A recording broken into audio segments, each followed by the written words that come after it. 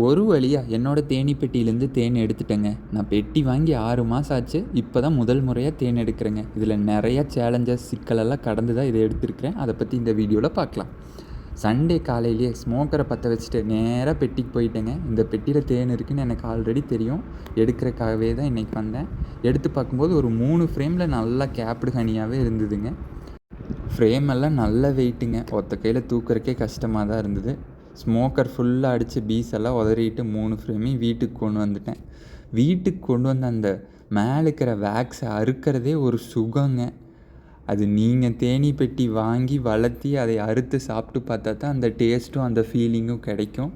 கத்தியில் வராத வேக்ஸ் எல்லாம் ஃபோக் வச்சு க்ளீன் பண்ணி விட்டுட்டு எக்ஸ்ட்ராக்டர் மிஷின் வச்சு தாங்க எடுத்தேன். ஏன்னா எக்ஸ்ட்ராக்டர் வச்சு எடுக்கும்போது தான் உங்களுக்கு தேனீக்கு வேலை குறையும், நிறையா தேனும் கிடைக்கும். ஏன்னா இந்த வேக்ஸை கட்டுறக்கே அதுக்கு 1 மாதம் கிட்ட ஆகுதுங்க. அதனால் எக்ஸ்ட்ராக்டர் வச்சு எடுக்கிறது பெஸ்ட்டு. எடுத்த தேனை ஒரு பாத்திரத்தில் ஊற்றி பார்த்ததுக்கப்புறம் தாங்க தெரிஞ்சுது கிட்டத்தட்ட 1.5 கிலோ தேன் வந்திருக்குங்க. அதுவும் ஒரே பெட்டியிலிருந்து. இன்னும் 3 பெட்டி இருக்குது.